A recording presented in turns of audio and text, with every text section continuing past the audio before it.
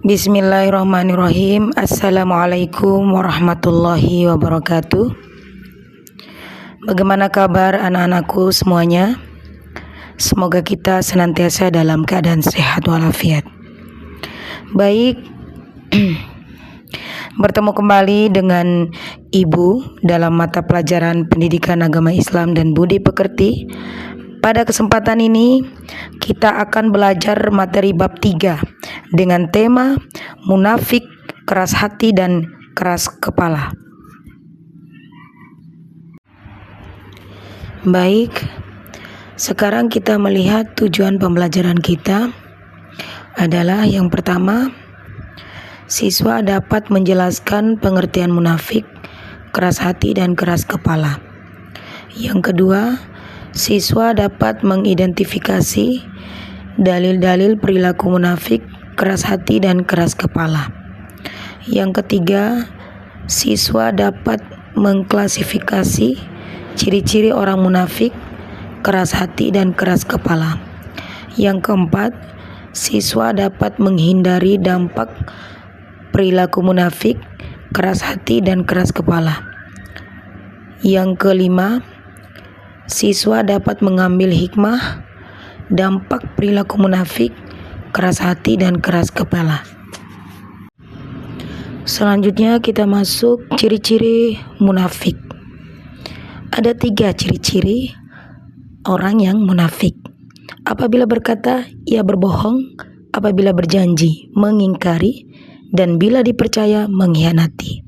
Sebagaimana Rasulullah SAW bersabda, ayatul munafiqi salasun, idza hadasa kadzaba, wa idza wa'ada akhlafa, wa idza autumina khana.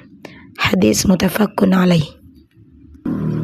Itu yang dimaksud dengan ciri-ciri orang munafik.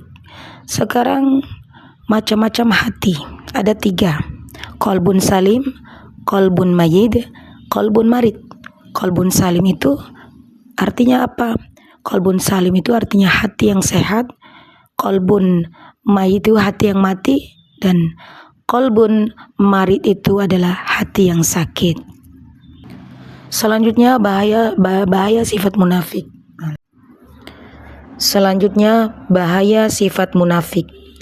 Di sini bahaya sifat munafik ada 2, terhadap diri sendiri dan terhadap orang lain. Terhadap diri sendiri, orang munafik akan merasa tidak tenang karena ia merasa takut akan ketahuan orang lain dari sifat dusta dan khianat. Dia akan menderita sakit batin yang akhirnya akan mendapatkan kesengsaraan di dunia dan di akhirat. Yang kedua, bahaya sifat munafik terhadap orang lain. Orang munafik hatinya selalu kotor. Ia selalu berangan-angan untuk mencari kesempatan dan keuntungan tanpa memperhatikan norma-norma kebenaran, sehingga sangat merugikan orang lain. Selanjutnya kita masuk di karakteristik orang munafik dalam Al-Quran. Yang pertama, pembohong. Yang kedua, menjadikan sumpah kebohongannya menjadi tameng. Yang ketiga, menghalangi jalan Allah Subhanahu wa Ta'ala. Yang keempat, jelek amal. Yang kelima, jelek hati. Yang keenam, tampilan menarik tapi rusak batinnya. Yang ketujuh, manis perkataan tapi buruk hatinya. Yang kedelapan, buruk sangka atau biasa kita sebut itu suuzon. Yang kesembilan, berpaling dan sombong. Yang kesepuluh, melarang orang lain berinfak. Yang ke-11 atau yang terakhir, bermaksud mengusir orang mukmin dan merasa lebih kuat. Yang harus dilakukan terhadap orang munafik itu ada 5. Yang pertama, jangan diikuti dan jangan hiraukan gangguannya, serta bertawakal kepada Allah Subhanahu wa Ta'ala. Yang kedua, harus tabayun. Tabayun itu apa? Mencari kebenaran jika dapat berita dari orang munafik. Ketiga, jangan berteman dengan orang munafik jika mereka mengejek dan mencela Al-Quran. Yang keempat, selalu bersikap hati-hati dan waspada terhadap orang munafik. Yang kelima, tegas dan bersikap keras terhadap orang munafik. Hati yang sehat itu, atau bisa dikatakan di Al-Lughatul Arabiyahnya itu qalbun salim. Qalbun salim itu adalah hati yang sehat. Qalbun salim adalah qalbu yang berilmu, mengetahui bahwa Allah itu adalah kebenaran. Hari kiamat itu pasti tiba tanpa keraguan, dan Allah akan membangkitkan siapa saja yang ada di dalam kuburan.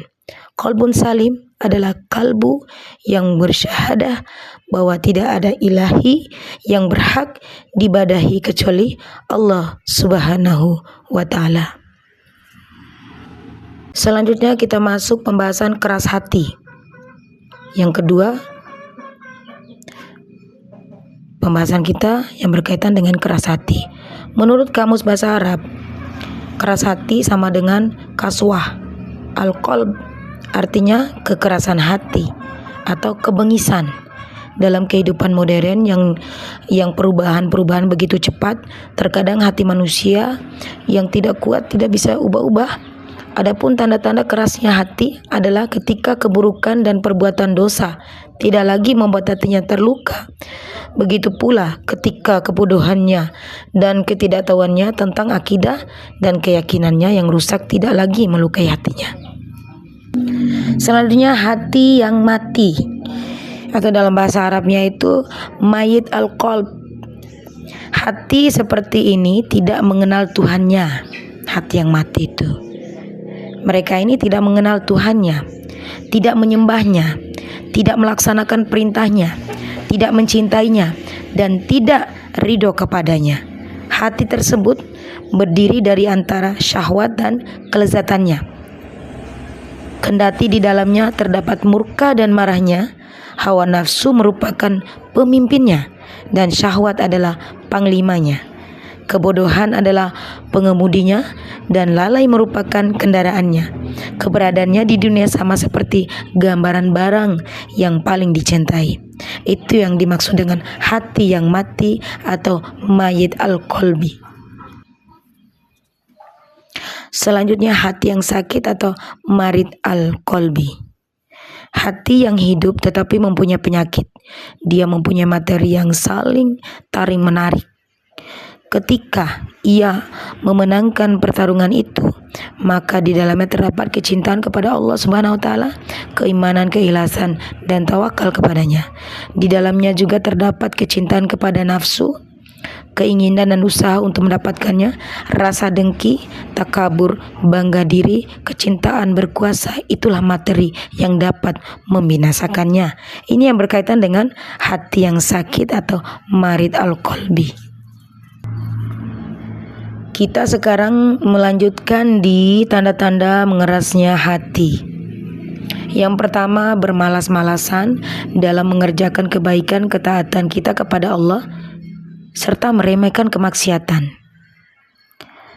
Yang kedua, tidak terpengaruh hatinya dengan ayat-ayat Al-Quran yang dibacakan. Yang ketiga, tidak terpengaruh hatinya dengan berbagai ujian, musibah, dan cobaan yang diberikan oleh Allah Subhanahu wa Ta'ala. Yang keempat, tidak merasa takut akan janji dan ancaman Allah Subhanahu wa Ta'ala. Yang kelima, bertambahnya kecintaan terhadap dunia dan mendahulukannya di atas akhirat. Yang keenam, tidak tenang hatinya dan selalu merasa gundah. Yang ketujuh, tidak mengenal atau tidak bisa membedakan perubahan ma'ruf dan mungkar. Itu tanda-tanda mengerasnya hati. Dan bagaimana sebab-sebab mengerasnya hati? Ada berapa sebab-sebab mengerasnya hati? Ada 6. Yang pertama, kemusyrikan, kekufuran, dan kemunafikan. Yang kedua, melanggar perjanjian yang dibuat oleh Allah Subhanahu wa Ta'ala. Yang ketiga, tertawa berlebihan. Yang keempat, banyak berbicara dan banyak makan. Yang kelima, banyak melakukan dosa, maksiat. Yang keenam, lalai dari ketaatan. Selanjutnya kita masuk pembahasan obat hati yang keras. Apa saja obat hati yang keras? Yang pertama, beriman kepada Allah Subhanahu wa Ta'ala dan selalu meningkatkan keimanan. Yang kedua, banyak mengingat Allah atau zikir dan membaca Al-Quran. Yang ketiga, belajar ilmu agama. Yang keempat, berlindung kepada Allah dari hati yang tidak khusyuk dengan doa. Yang kelima, berbuat baik terhadap anak yatim dan orang miskin. Yang keenam, banyak mengingat kematian dan berziarah kubur. Yang ketujuh, menghadiri majelis taklim dan majelis nasihat. Yang kedelapan, menjauhi sebab-sebab terjadinya fitnah dan dosa. Yang kesembilan, makan makanan yang halal. Yang kesepuluh, sholat malam. Yang ke-11, beribadah dan mendekatkan diri kepada Allah. Dan yang terakhir, berteman dengan orang-orang yang soleh.